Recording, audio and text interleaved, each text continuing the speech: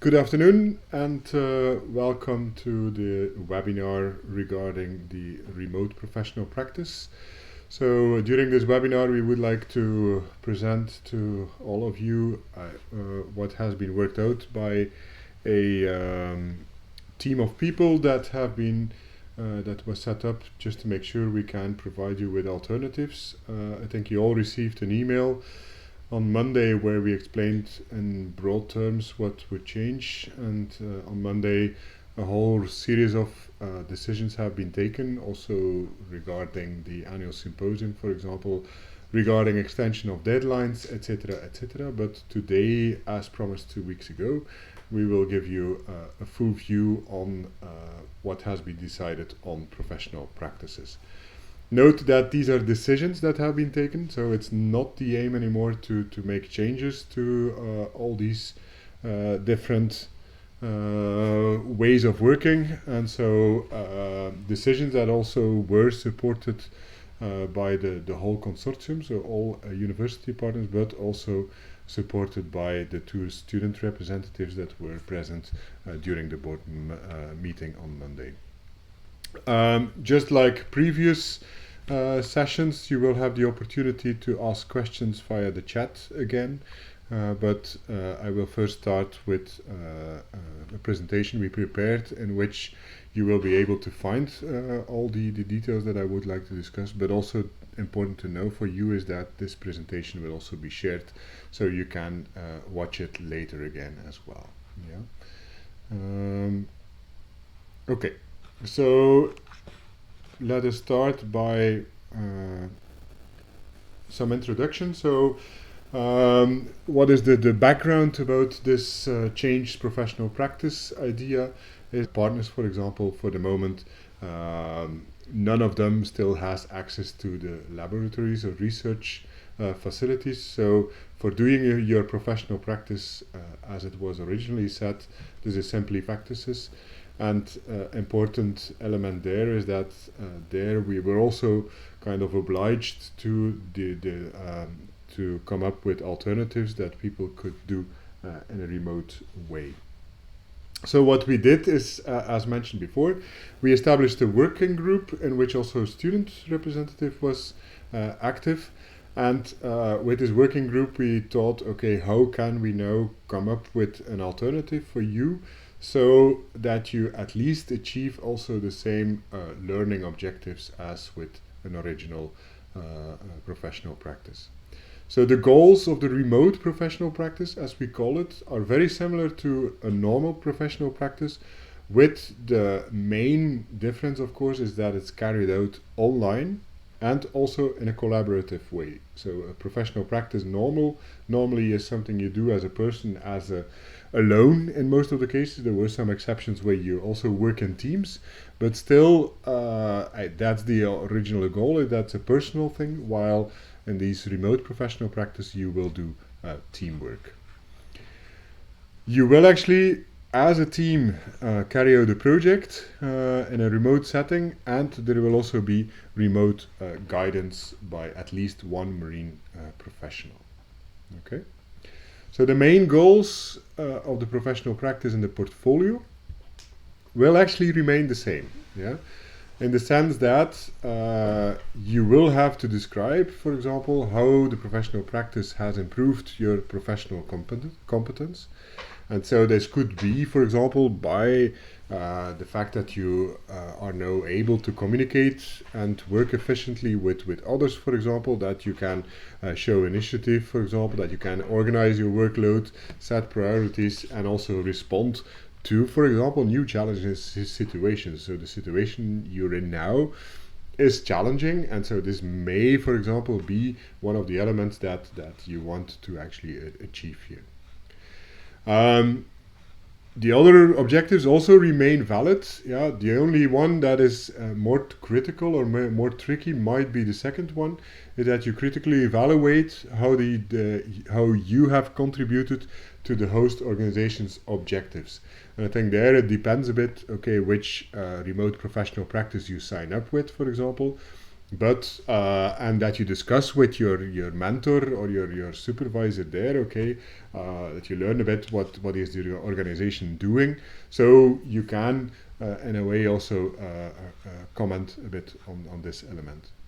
And then the other elements that you see here are quite easy ones also, I think, to think about, as these are just the objectives, the learning outcomes as they were defined in the original professional practice. So nothing in this sense will change.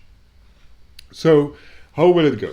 So by the 15th of April, yeah, which gives you about 3 weeks format, but if you do so, we will need a formal written agreement, from the supervisor, in which he or she is ensuring that able to perform the professional practice according to the professional practice regulations, and also that this is doable within the normal time frame. Yeah. So important element here, and that's also just as it was with the original professional practice, yeah, we only will allow doing this at existing partners and only with existing supervisors as well. So it's not the aim that you come up with a new partner that is not in the IMBRSea network, because for ensuring that you can do a professional practice there, it takes up to 2 to 3 months before we have an agreement signed. So this is completely outside of the framework, and the reasoning behind there is again also that in case they're not a partner, you're simply not insured, yeah, and we will not let you do a professional practice there.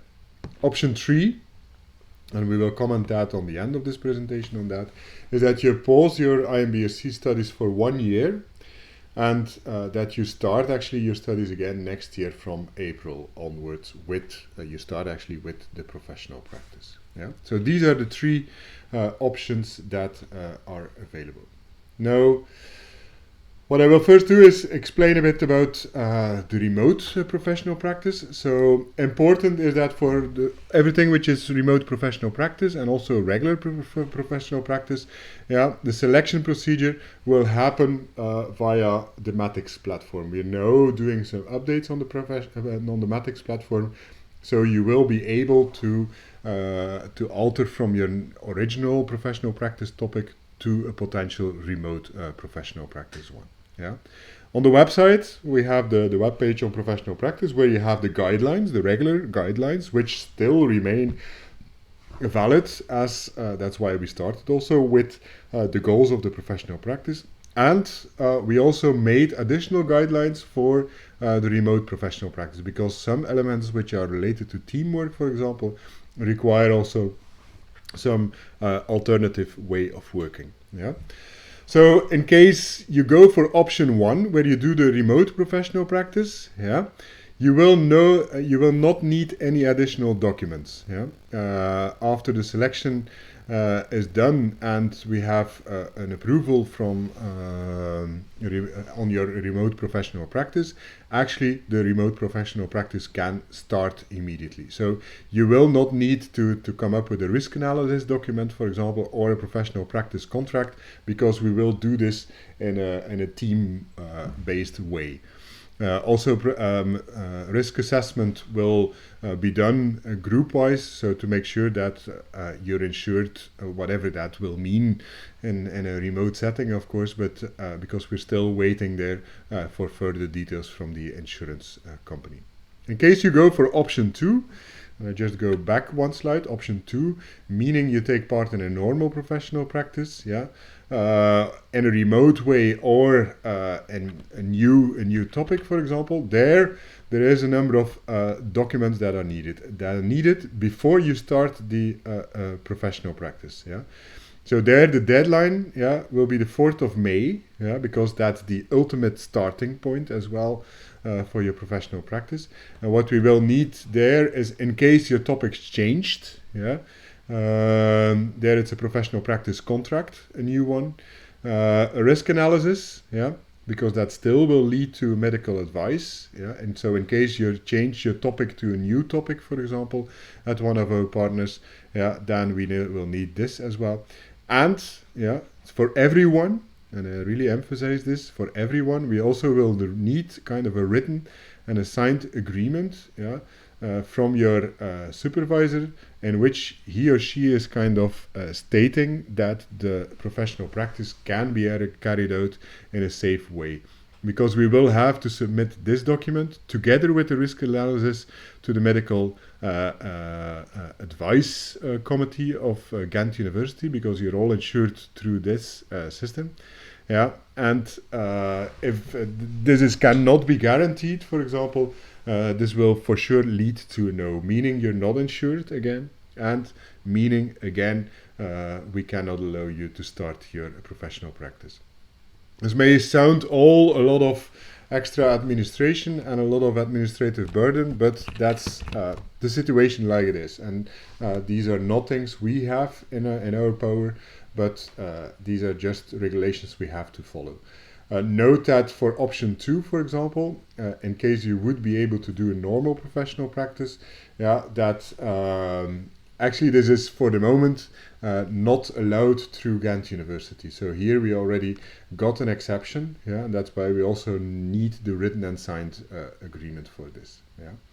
I also want to emphasize again that if you would go for option 1, yeah, then it would mean that in the coming weeks you will work on a remote project, but we still encourage you to, for example, during the summer, to still be in touch with your original supervisor, for example, of your original professional practice, and you will be able to do still, for example, a short additional internship in which you potentially will learn a number of practical skills. Yeah.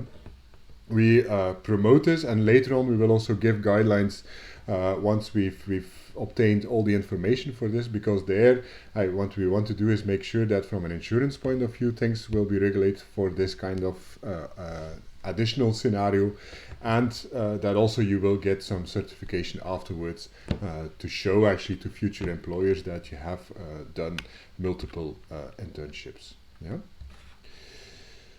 Okay. A bit something on the timelines for the remote professional practice. So the new options of teams for remote professional practice will be available in Matix by next Friday. Yeah.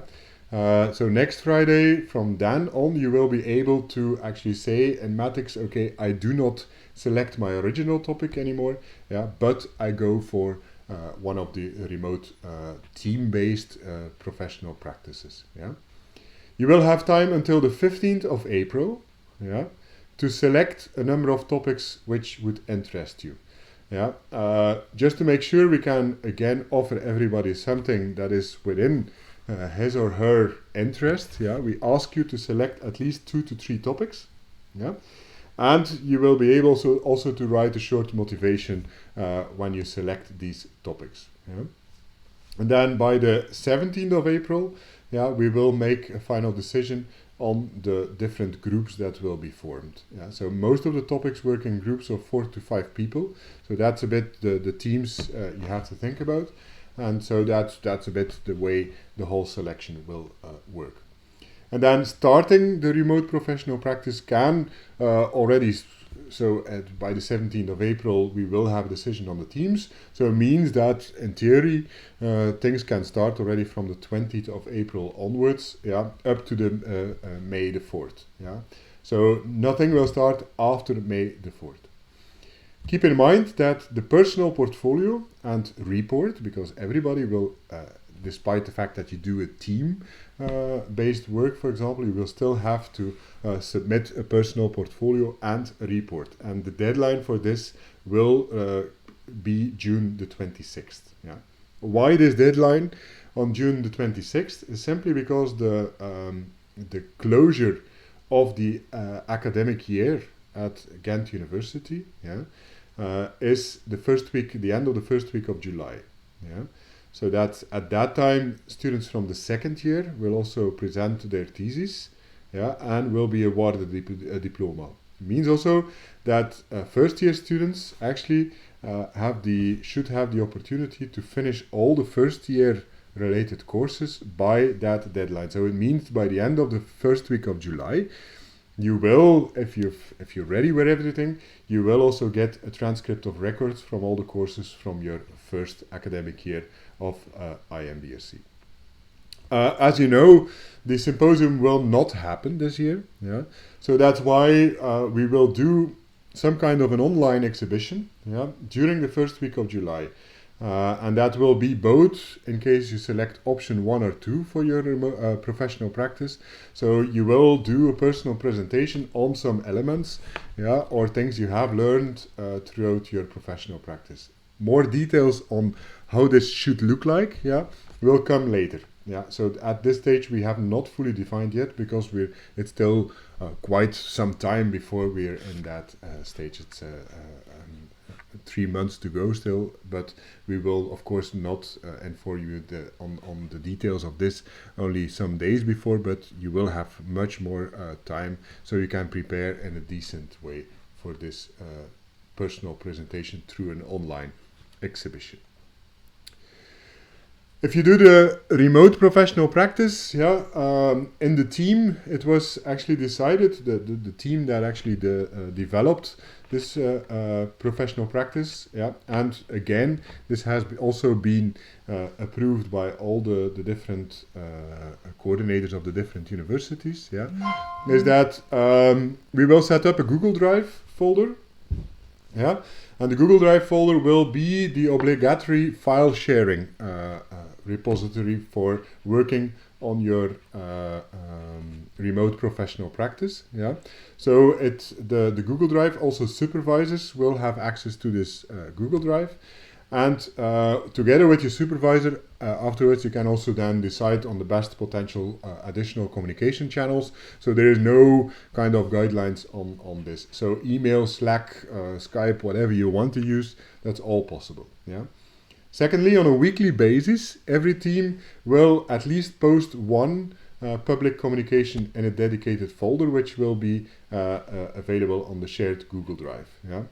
And what we will do is, so the coordination team will evaluate, okay, this is interesting, for example, and we will use this to post what you're doing on the relevant IMBRSea communication channels.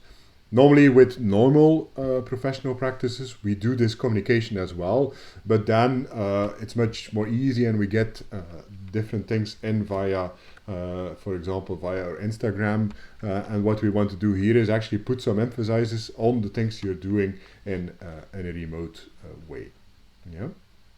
So this is a bit how it will look like. So if you go if you will go, for example, to your team drive that you will be assigned per team, you will find a folder with project details. Then you will find a folder in which you can upload all the meeting reports. And then there is also, for example, a folder with bibliographic resources.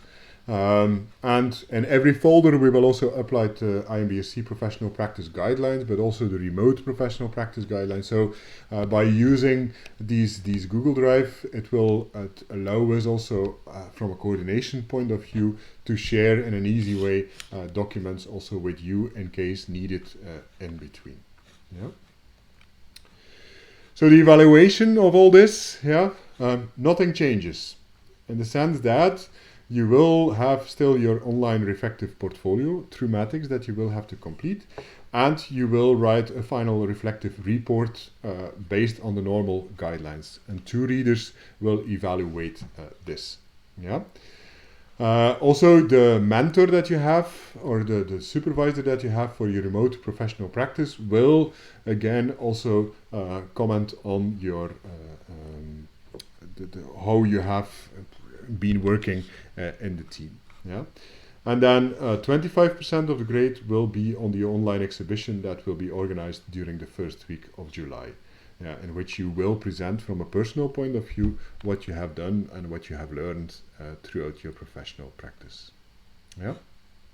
So the portfolio, I think I don't have to go again through this because this was already presented in the earlier webinar we had before all this happened. But the portfolio remains completely as it was originally. So you will have to define your personal objectives, you will have to provide proofs, but we have added in the guidelines, the document with guidelines on the remote professional practice, we have added some small alterations on that. And you will also have to still report in an individual way, for example, on how you evolve as a person through these remote professional practices. There will still be peer assessments where you will evaluate from other teams, for example, how this is going. So this all remains completely valid. Important again is that your portfolio feeds your final activity report. So you will also in your final report, similar as with the normal professional practice, you will need to show with proofs that you have uploaded throughout your activities what you have learned and how this actually led to your personal objectives. So where can you find all the information? So on the IMBRSea website, if you go there for students and you click on professional practice, on that page we have made available the new documents and the new information. Now, everybody is curious, of course, what kind of topics we have designed now for you with the different working groups. But before I show them and explain them briefly, so on the professional practice websites, you will find extensive abstracts, so you know more. So what I will present is only the titles. But I want to kind of also kind of point out that these topics have been proposed by the main partners of the consortium. Yeah, so it's your remote guider will be a member of one of the main partners, and we just made also sure that every partner in this matter has also kind of an equal share in this, just to make sure that everybody, one of the remote supervisors, by being a member of the consortium, a full member, for example, they're fully aware also on this situation and this adapted situation. And it for us, it makes it also easier to be in direct contact with everyone. So let me go briefly through the different things. So first professional practice will be organization of an online conference. Yeah. Supervisors there will be Micheline from the coordination office, together with Julia. Julia is a second year student who was also a member of the team, and she's volunteering to also help people in setting up this conference. Second one will be supervised by me, is writing a strategic partnership project. Yeah, so it's what we will do here is, on the basis of an existing call, really write up a full project proposal, so you get experience in how this could look like, and potentially, if it's a good proposal, we can also submit it next year. Third project will be supervised by Luisa Campos, also from the coordination office. Yeah, and this will be a citizen science project. So how can we use citizen science project to do a number of things in a marine context? Yeah. Then Marleen Roelofs from Ghent University will do remote professional practice, in which we will do a mapping of the blue economy sector. So quite important, because it's more and more we get when we submit project proposals, for example, we want to link to the blue economy sector, but there it's often based on guesses that we have to do a number of things, and this professional practice will focus on mapping out, for example, a number of potential interesting areas in which we can develop further things. Yeah. Number 5 is the team will develop a blog series for marine biological related posts. Yeah, so broader than purely IMBRSea blogspot, for example, but quite a broad one. You will see that for the topics from Galway, you will see always Ian O'Connor, but he will be assisted by other team members. Yeah. Next one, number 6, is develop a podcast series for marine biological related topics. So this is more audio related, and again, supervision by Ian O'Connor and Katie O'Dwyer as well. Next one, number 7, is IMBRSea responses to United Nations Sustainable Development Goals. Actually, there it's an idea to look, for example, how in different courses, how in different specializations, we actually give an answer to each of these sustainable development goals, and also to see how this can be potentially improved. The next one, number 8, is very similar, but here it's to look how in marine science funding, different funding mechanisms, for example, there is potentially a link with these sustainable development goals. Yeah. Next one is an assessment and a review of mobile applications, phone apps, and how this can assist in fieldwork activities for marine biologists. There's a lot of things existing currently, but the problem is that to find a good catalog, also, for example, for use during thesis work of during the summer schools, for example, it's a critical review and a view on these things, for example, might be a really useful addition. Next one is actually the development of online courses. Online courses We gave it the name the Ocean Crew. But the idea is to develop online courses on marine science, marine topics for non-marine specialists, so non-marine scientists. So people, for example, that work in a marine business, just to say something, a dredging company, for example. These are potentially engineers that go on sea, but that do not have a marine background, so not a full understanding on specific concepts that might be quite useful. So here the idea is to develop a course, yeah, or a set of modules, yeah, that can be taken by these people. And we see this quite broad because we also think in the field of education, for example, teachers at secondary schools, for example, yeah, they also sometimes would be helped with a wrap-up course, which is valid in the sense that okay, they get a certificate in the end, yeah, but they get a quick update, a short update in, for example, 1 or 2 weeks time by following this course, and they can use the knowledge they gained also in their daily life. Up to 2 teams will be possible here, depending on the interest, for example, and then we will, with the different teams, define more alternative modules. Yeah. Next one is by Sorbonne University. It's assessing and monitoring cumulative impacts of climate change and anthropogenic impacts on vulnerable deep ocean systems. So this is more a literature-based exercise, but from there it's also leading to a report which can potentially be, for example, published. Next one is will be supervised by Lars Stemman from Sorbonne. Is a critical review assessment of the refugia capacity of marine ecosystem in a changing climate. And again, also this one will lead to a report. And if it's this kind of report is of good quality, yeah, this potentially can lead also to publications in a journal. So that's the idea behind that. In the that the results of all of these remote professional practices will be things that are actually useful towards the future. Next one will be supervised by Karim, is actually the using of social media to evaluate non-sustainable fishing practices. Everybody, you know, that for example, fishermen, they like to show off on, for example, Facebook or other tools, for example, with carrying the fish they have caught.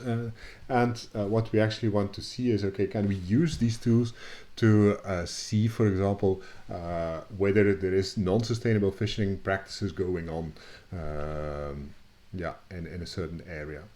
Next one is comparing the ethical standards of creel and trawl nifrops fisheries, and this one will be supervised by Margarida Castro, also from the University of the Algarve. Then we have 2 topics from University of the Côte d'Azur, and you may know or not know, for example, that a number of people at this university are quite active in the Kahikai project. Yeah. And there is a lot with media, for example, with ocean awareness. There's also a close link with different campaigns that are going on. But there is quite a lot of work to be done still on websites and social media. And so the idea is here that there is 2 teams that will be able to actually work on this element here. Yeah, and so supervision is by Aldine Christophe, Noan, and Erik Rottinger. So the 2 topics more will be be available and of course the guidelines you get. Next one is a very attractive title, Sharks, Predators or Prey. So that's a topic that is proposed by UBO, and it will be supervised by Olivier Gauthier and his team. Yeah, and then then the next one is extracting information from archived pictures for a patch dynamic study in the Asturias Rocky Shore. That's with a lot of GIS applications in this topic. So, and José Luis Acuña from the University of Oviedo will be the mentor for this topic. We're almost there. We have in total 20 topics. The next one, also supervised by University of Oviedo, is design and validation of tools for updating European citizen perceptions on about marine eco-labels. Yeah, you all know about marine eco-labels and that they are existing, but how do you do, for example, when these eco-labels are changing? When what can you use, for example, to make sure that the data, the information gets to the end users? And the final one there, we need a final confirmation on the person that will supervise it. But here, the idea is to create a marine statistics library. Is that the idea is to make a collection of tutorials, including also data sets, yeah, that are taken from literature, existing data sets, so that students and people or professionals also, for example, can actually play with R and do a number and test out a number of statistical tests. The problem now with many, and I think you're aware of that if you have followed your first semester, is that many of the exercises and examples that are provided often are derived from a terrestrial context. And here I think it's really the idea is to capture information from the literature, for example, and to provide a whole set of tutorials where you show several techniques that can then be used for future students. Yeah. Okay, these were the 20 topics. Yeah, 20 topics, 4 to 5, sometimes 6 people at least. So it means we have an availability of more than 100 spots in all these topics here. So which should be more than enough for the total group of students that we have, and that would go for this option. Yeah. Before we close here, I also want to briefly say something on option 3. So option 3 will be that you can potentially pause your IMBRSea studies for 1 year. And in this case, you will continue your studies from next year onwards. Yeah. Now, if you would go for option 3, we will need a decision a bit earlier. Yeah, already by the 6th of April. Because what we will do, just to avoid that you do not have any options anymore for your mobility of the 3rd semester, we will take you together with the applicants that are now applying for becoming a student in the master program. Their deadline for applying is the 31st of March, yeah, which is next week. And then after that, yeah, their applications will be reviewed by the selection board of our program.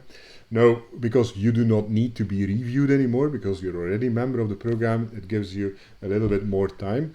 Yeah, and then on the 6th of April, yeah, what we will do is we will take together your mobility requests, for example, for the people that would go for that option, together with the requests of the current cohort or the new applicants. So, and that allows us to give you still more options. If we wait until the 15th of April, a lot of mobility places for the 3rd semester might be taken already by the future students. So that's why we actually insist here on taking a decision at the latest by the 6th of April. How will we do this? Every student will get on his student pages on eConsort, so the platform through which you apply it as well. That's why we do not use Matix here, but the eConsort pages. You will get a form in which you can indicate whether or not you want to pause your studies. And in case you pause your studies, you will also be able to actually select the mobility you wish to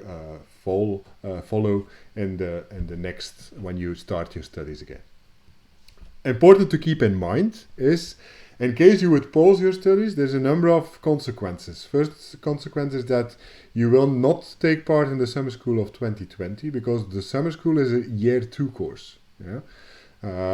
So you have to be enrolled in the 2nd year before you're allowed to take part in the summer school. So you will take part in the summer school of 2021. Yeah. Professional practice selection, so will happen in November 2020. So we will give everybody, again, the option or to stick with the same topic as you have selected now, but there you will kind of have to reconfirm it, or you will go for a new topic, because at that time there will be also other options available. And then also we will make a formal agreement between us as a program and you on pausing these studies and listing all the consequences that are in there as well. So with this document, you will be able then to start your studies again next year. What other implications does this have? In case you pause your studies, you will not graduate under the framework of the current IMBRSea program, but under the framework of the next IMBRSea program. It means on your diplomas there will not be specialization mentioned. Yeah, so that's a critical change. Not that it makes such a big deal, I think, for most of you. But the diploma of the current cohort of students mentions IMBRSea, so that you're an international master in biological resources. Yeah. With a specialization, for example, in the future oceans specialization. While for the future, for example, your diploma, so the one document will just say that you are an international master of science in marine biological resources. But the diploma supplement will still, of course, mention all the different things you have been done. Yeah, so that's, if you would go for option 3, that's the consequences you will have to keep in mind. Okay, I think it's that's more or less what I wanted to say, and I hope I explained everything clear enough. So that's why actually I would like to switch to questions now, in case there are any questions to be asked. So a lot of questions already. Arnaud Boulanger. Would it be possible to do the third semester next year as planned, with the 29th cohort professional practice during the fourth semester and master thesis during the third year? Arnaud, to be honest on this, it would, during a third year, would implicate, in theory this would be possible, yeah, but it would implicate that you have to pay also for 3 years of enrollment. Yeah. So in case you feel, okay, this is no problem, I want to really go for 3 years, then yeah, that's the way it should go. Yeah. Victor, I had a professional practice agreed at EUM, UBO, but I didn't receive the signed contract and the risk assessment before the first deadline. I know UBO is no longer signing it. Would the supervisor's signature be enough? I think here, in theory, yes, the supervisor's signature is enough here. And I would say this is the responsibility of the supervisor. Yeah, responsibility of the supervisor, because he should make sure that he has authorization to sign these kind of documents. So it's not from our side that this is kind of potentially a restricting thing, but it's something else. Yeah. Marion Val, my supervisor is in Ghent University, and she says okay to do the professional practice as planned. She will give me work to do from home. Is it possible? You said Ghent don't allow that. I didn't say Ghent doesn't allow that. Ghent allows you to do in a remote way still professional practice. Yeah, physical work at the lab is not allowed. So Marion, in your case, you fall under option 2. Yeah, it also will mean that your supervisor will have to provide a document, yeah, in which she is guaranteeing that you will be able to do a professional practice according to the guidelines that we have for a professional practice and within the correct time frame. Lucia Diaz, for those of us have been talking on an alternative supervisor who is willing to take us. How does the signing of the contract go? Because we only have available the one on the Matix platform. Yeah. So on Matix, what we will implement is that you have the option to provide the alternative new topic, for example. As I mentioned, it has to be a topic at one of the partners, and the supervisor has to be already signed up to the Matix platform. And then afterwards, for those cases, actually, we will do. We will actually make sure that the documents can be generated, but that will be done not in an automatic way, but from our option. Yeah. Jan Bierwit, did I understand right that with option 2, my professional practice does not have to be on the original list on Matix, being with an existing partner, and supervisors will be efficient, of course, given it's feasible. Indeed, that's correct, Jan.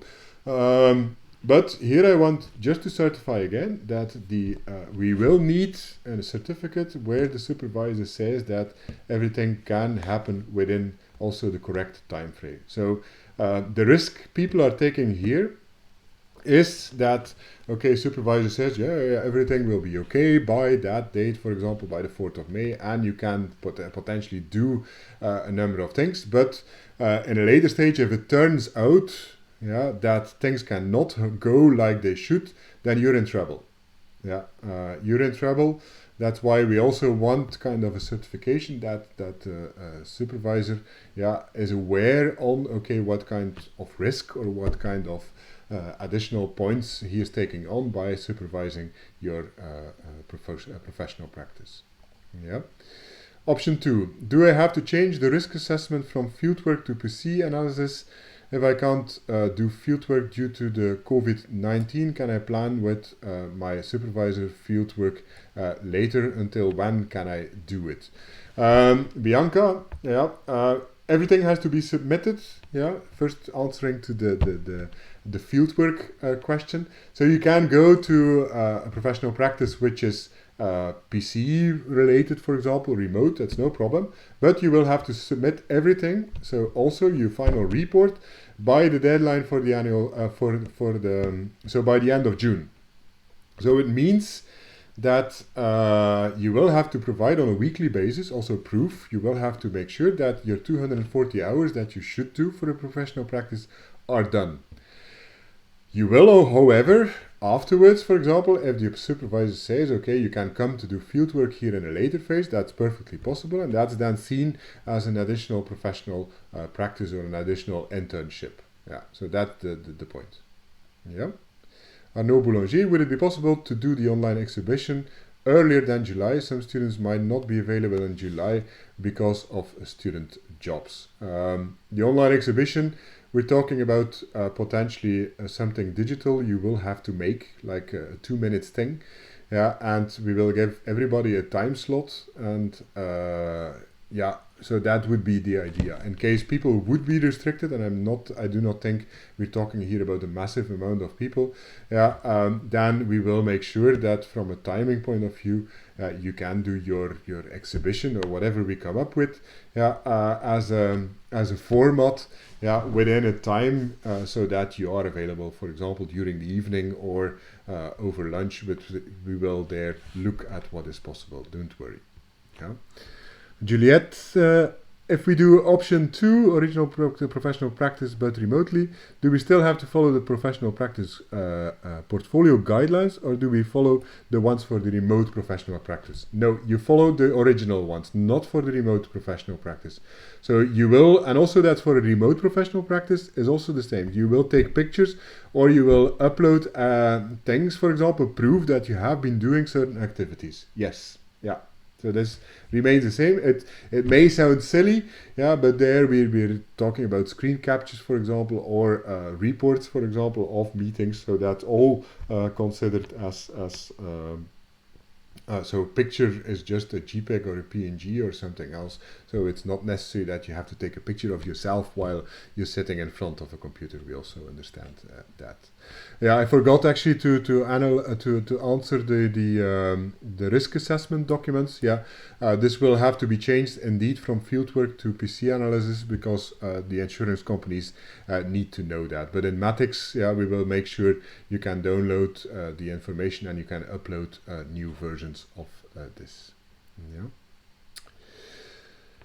Robin asks the question, as I have a 9-hour time difference with European group work, communication with supervisors is not very feasible for me. I have found a new professional practice close to home. However, you mentioned it would not be, it has to be at one of our partners. That's the critical point here. So for Robin, and I know that a 9 hours difference is tricky, but to be honest, then it's a matter that as a team you organize as such, and I know it's difficult, it might be difficult, but yesterday I had a meeting with colleagues in Colombia, at the time slot where it was feasible for everyone. So the feeling would be, okay, try to get to a solution with your team that people are spread over the country. You're not the only one in this case. Marike Schultz, if you want to pursue our professional practice in July after the online presentation, what deadline should we put in the contract? The answer is very simple. You're not allowed to do your professional practice in July. Because you have to present it in the first session. So the deadline on the contract should also be, so everything has to be finished by the end of June regarding professional practice. In July you can do an additional one, but for the additional ones we will provide you with extra information. Let me. I'm lost a bit in the questions. Okay. Robin, possible to sign up new partners? Why is that? And is there a possibility for a non-group work remote professional to be posted? Robin, I think it's kind of a special cases for one thing. Signing up new partners is not possible simply because this takes too long. It's up to 2 months this takes because we have to come up with an agreement which needs to be signed by Ghent University, which needs to be negotiated. So the answer is very simple. It's a no. I'm sorry for being quite strict on that. Additional topics for non-group work remote professional practice, we're not going to post and collect those because simply we don't have time for this. But you may get in touch with your original supervisor, for example, and discuss something which is possible on a personal basis. We may also talk about this in an alternative, more in a personal way, maybe just to see what could potentially be possible there. When you said first weeks of July, can you give us the dates? Some of us already have summer jobs. I know.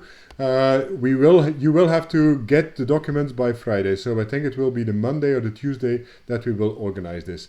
So, but again, we did not organize anything practical on this. So no, for the moment, I cannot give dates, but we will make sure that we come up with a format in which those people that have jobs, for example, can still participate in the online exhibition. Don't stress too much about this. If my professional practice can be done remotely, can I still switch to a remote professional practice that I may find more interesting than my previous one? Yes, you can. Johan, a question from Johan Wanjala.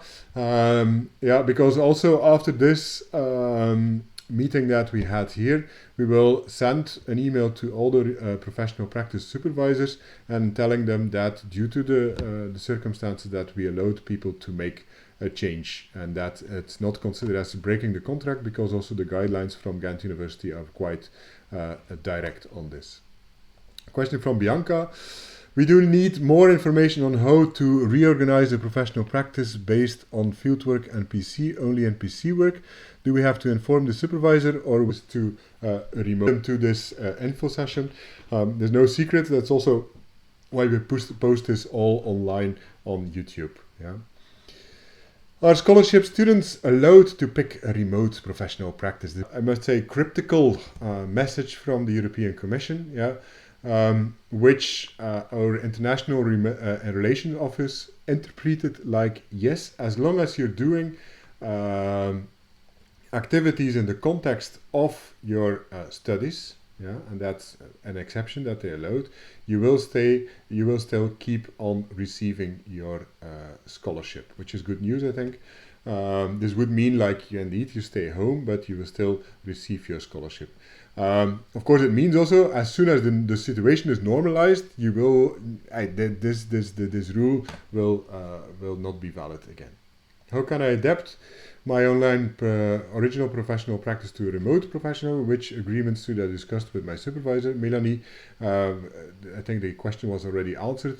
Supervisor will get an email, and then in Matix you will have the possibility to kind of deselect your original one and go to a remote professional practice. In that sense also, I think it's important. Some people have already done proactive work. We always have said that today, on the 25th of March, we would give more guidelines on all this, for example, and until today, you actually should not have done anything in addition. And so that's also, it's only today actually that all this is kind of official. For the students that decide to postpone the master year 1 year, will we have any preference among the people that applied during the month of March? Any preference you will have. So if we look at the total package, for example, it's not that we will say, okay, it's a tricky one. We didn't discuss this one yet in forehand. Unofficially, I can say that for the moment it looks that there is sufficient number of places, study places available. Except, for example, you will see that some of the study tracks are currently already fully booked. And those study tracks, for example, as they're fully booked for the moment, it also means that you do not have that option anymore. We do, however, due to the crisis, what we see is due to the corona crisis, that we have for the moment less applicants than in previous years, because many people are concerned about this. Although I think in September there's no reason that the year will not start. Totally not, actually. So I'm quite optimistic on the available places that are available. And we will, but I won't say this officially, but I think the selection board will, of course, keep in mind how things have evolved, and we will try to be flexible to find solutions that are viable for everyone. Marion, when you said that Ghent don't allow lab work, this is until the end of the year or just until the university open again? Yeah, Ghent doesn't allow lab work anymore until the end of this academic year. I'm very strict on that, because that's also the message we got from our rector. So that all teaching activities, and that's also information you can find on the website of Ghent University. And for things that physically happen at Ghent University, we have to follow the regulations of Ghent University. Supervisors at Ghent University also received this information via our rector. Arnaud, regarding my first question, will you offer the reduced cost for the third year when we will only do a master thesis? Yeah, that's indeed the case, because you do not take the full 60 credits. You will also be allowed, and that's also what we do in normal situations, so it will be something like half, because it's a 30 credits thing. But that also means you have to, if you enroll for the full year, so the full duration until July, then you will have to pay the full cost, because you're enrolled for a full year. So your study time is 60 credits. In the past, what we had is that people did their master thesis, and they finished their master thesis during the first semester, and then actually they submit their thesis in January. And then we're talking about half of the normal tuition fee. Are the deadlines to submit the thesis plan changed, or still May, June the 15th? I think we communicated this in the email that you received on Monday. I don't remember by heart, but the deadlines have indeed changed to submit your thesis plan. We will, in case it was not communicated in the original email, we will send further information. And I'm just checking with the team that is also online to reconfirm this information. So deadline, thesis plans. So as soon as I get an answer on this, I will give you an update. For those who have resits, they are going to overlap with the end of the professional practice, and it's going to be difficult to study, etc., etc.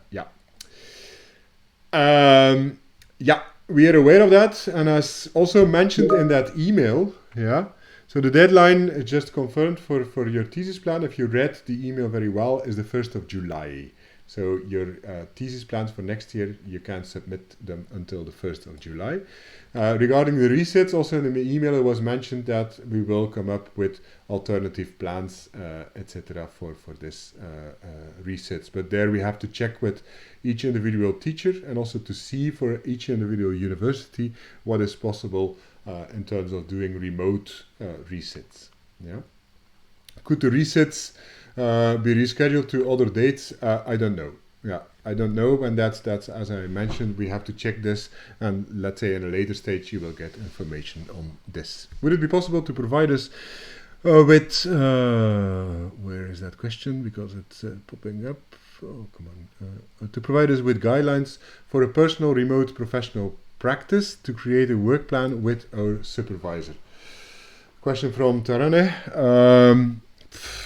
To provide guidelines, I think, yeah, your supervisor should come up with a project in which he can guarantee that for 6 weeks, yeah, you're doing on a regular basis, you're doing the amount of work that you should do in a normal professional practice, and that he is able to supervise you also in this and to assist you in this on a very regular basis, as it would be with a normal professional practice. Yeah, so that's a bit the thing. Yeah, so here we trust on supervisors. They are scientists, they are professionals, so they should be able to come up with a plan. But make sure, I think, and that's something you have to discuss with your supervisor, is that they're able to assist you and to supervise you and so that's an important element. So you're not lost for 6 weeks just doing on yourself a literature review. So if you feel that the professional practice in the end would not be like you hoped it would be, then the advice is actually to switch to the professional remote ones that we actually have designed especially for this case. If we decide to do the third year option, could we still join the remote professional practice, or would we need to wait for the ones during the fourth semester? The fourth semester, you will have to wait until the ones. So if you stop your academic year here, yeah, you stop now, yeah, and it means you start again your studies in April with the professional practice. That's the scenario that there is available, yeah. Where can we find the presentation, Tarana? Yeah, this presentation, the last edits were done like 2 minutes before we started this presentation, so it will be posted on the website as well, on the page for professional practice. Yeah, is it possible to change the professional period to practice period to 4 weeks in order to be able to be done the end of June? You will have to start, so professional practices, Jorge, latest starting date is the 4th of May, yeah, and things have to be done by the end of June. So no, it's not possible, because else we just are not not in line anymore with the total amount of credits. So this has to do with legal aspects and the study weight that is given to a certain thing, yeah. Pelario, if your professional practice risk assessment was signed fieldwork, yeah, that's already I mentioned, so it should be changed to work PC work and to fill all the 240 hours. Yeah, that's correct. Yeah. Jeppe, is the remote professional catalog closed now, or is it still possible to upload a topic? Jeppe, if you send us today one of the topics, yeah, we can still take it up and we will also present it to the students. Yes, yeah. Which study track are already fully booked for the next cohort? Yeah, very easy. You go to the website, yeah, and there you just click on the page for applications 2020, and there actually you see for every study track the available spaces that there are currently still available. Yeah. Carmela, coming back to my previous question, I can't see there is any track completely full. At least that's not what the website shows. So could you send an email with the left spots? Yeah, I thought one of the tracks was fully full, and you're indeed correct that there is still options available in every track. But I, as mentioned before, I will not make any strong message here that you will have priority, because else we're actually discriminating also the students that are now applying to the program. But I'm sure that every partner university will do its utmost best by potentially adding some additional study places to make sure that that things can happen in the best possible way. Question from Leonie.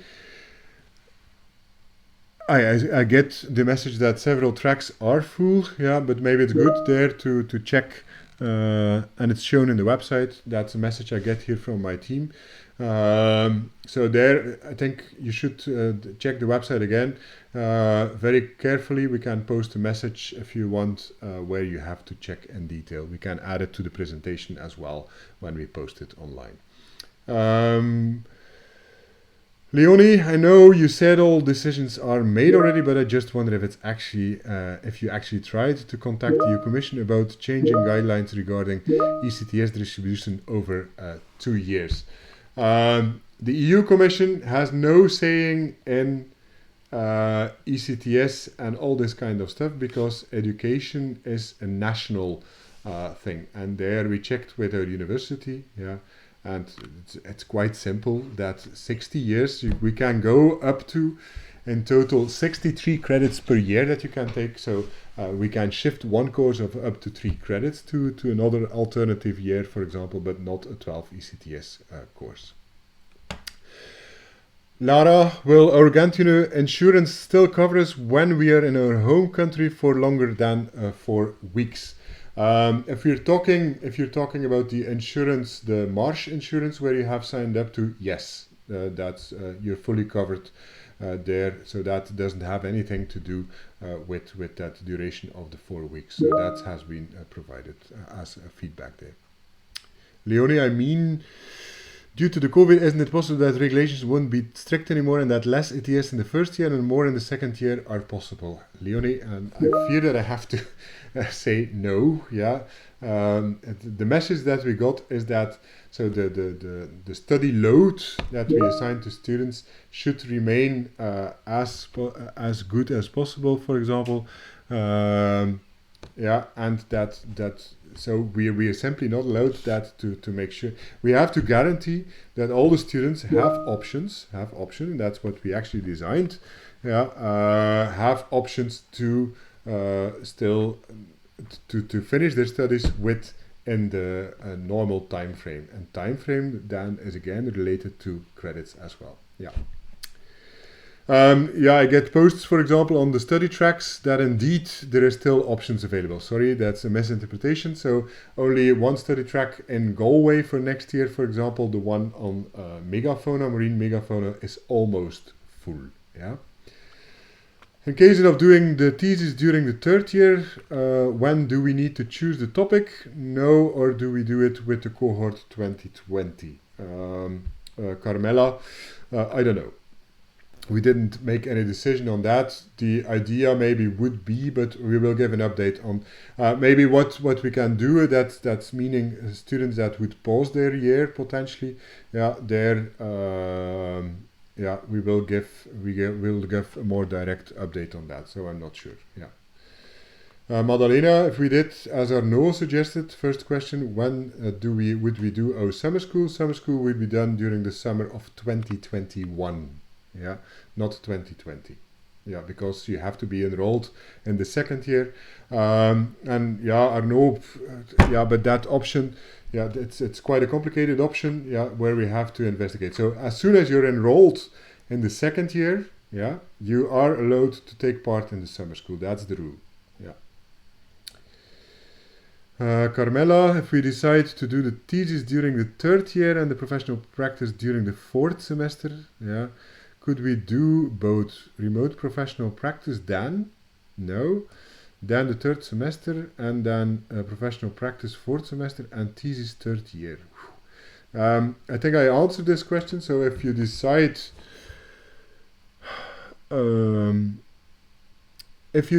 to do a remote professional practice, no, then you will close your first year. And it also means that you can start actually your studies of the second year. So you can do your summer school, yeah, and you can take your third semester normal.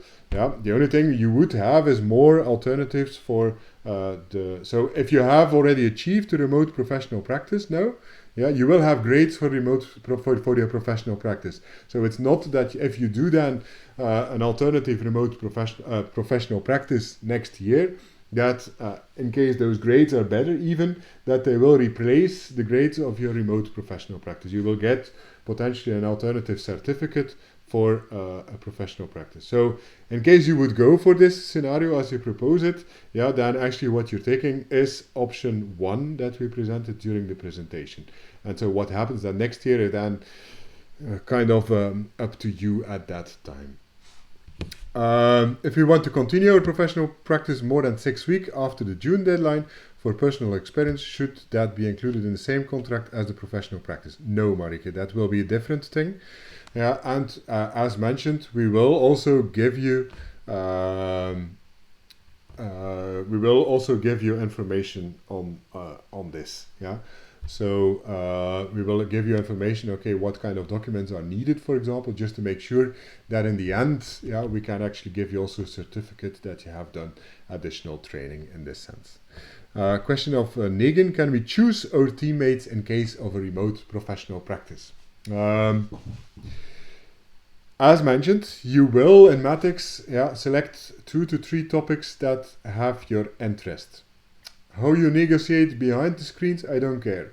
Yeah, but we will not just leave you in the dark and say, okay, you can select your teammates, because then it often depends on people you know or do not know already. So it's the 2 to 3 potential topics that you select. Yeah, and on the basis of that, you can actually go later, go in this. Yeah.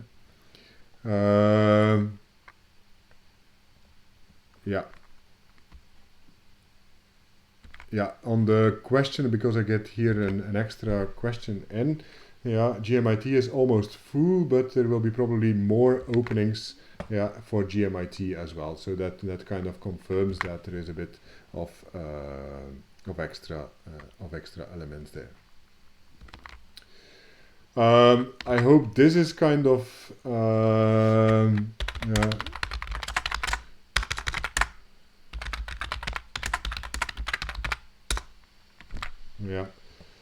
I don't know if additional questions are still available.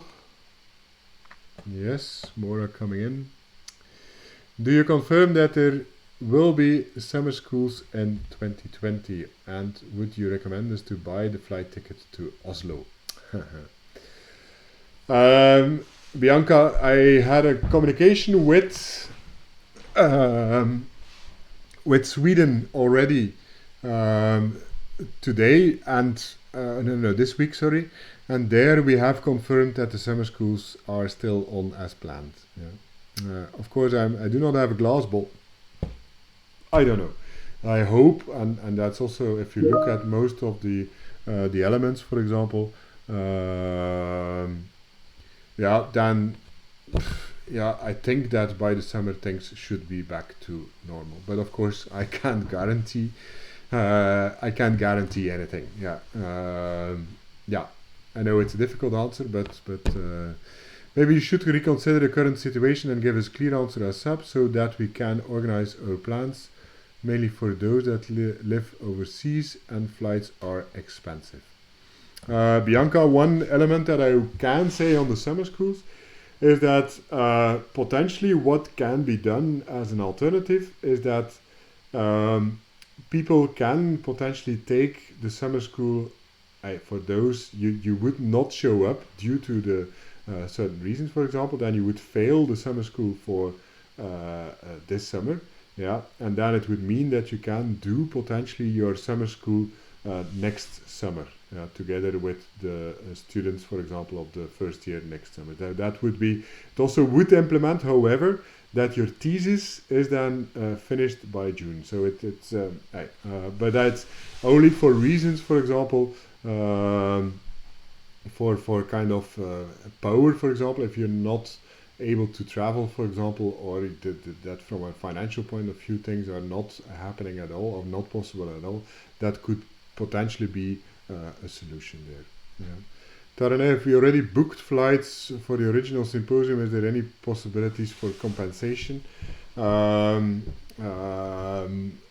be honest, I fear that what we've done, so the budget for the symposium we have is simply budget for the local organization during the symposium, and that's it. So we don't have additional funds to cover additional costs, and there's no university I know in France that they paid back some of the costs related to for example, additional changes you had to make, but we simply don't have that budget. Just a clarification, will there be a symposium in August? Yes, Joanne. If you read the email that we sent earlier, so the last week of August we will organize a symposium in Faro. That has been confirmed, and that's also as a closure for the second year students. For first year students like you, for example, this symposium will not be obligatory, but you will be invited, so you will be able to come. And that's also a thing that we decided just to make sure, for example, if you had already spent lots of money and you don't want to spend again money for traveling again to Faro, for example, we didn't make it obligatory. So you can still attend if you really want to attend. Yeah.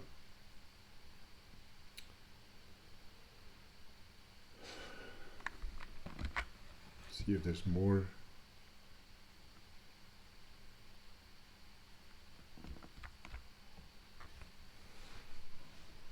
Let's see if more questions are coming in. Terana, would it be possible to talk to the supervisor in Bergen to ask if it's possible to rearrange our class schedule so we are able to attend the symposium in August? Yeah, I think the symposium in August was also confirmed and agreed by promoters in Bergen. So I think they will foresee a potential slot so that you can indeed attend. But that's indeed something you have to discuss with the local coordinator there. Zeneba, I have a Portuguese visa and shouldn't stay in Europe country for more than 3 weeks. I'm in Spain now and I don't know whom to contact. I have home embassy. I think this is kind of questions that we should not answer in this webinar, but we will do it in a later stage via personal contact. So maybe send an email to info@ and then we can answer that. Arnaud, can you provide us with a cancellation certificate for the professional practice and symposium that we would send to airline companies to get a compensation? I don't mind that we set up a document like that. If that would help you, then this will help you. Then we can provide that. So, and we what I would propose there is that we make a personal document available for every student, for example, where we certify these kind of things and we upload them to your eConsort pages. Yeah, so it's a personalized document as well. Isabel, is it possible you could email an updated timeline with all the new deadlines, symposium, thesis deadline, remote professional practice? It's confusing at the moment what happens when. Isabel, if you go to the website, IMBRSea.eu, then you will already see on the COVID-19 information, for example, that we have information available for thesis and professional practice. Yeah.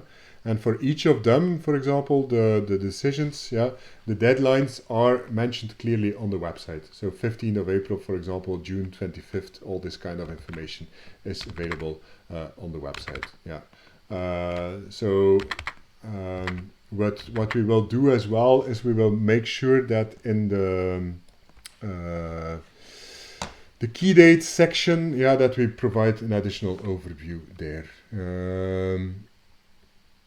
Maybe a little bit off topic, but also for us to make plans regarding the symposium. When will we know the start dates of the third semester? Most of the start dates for the third semester should be already on the website.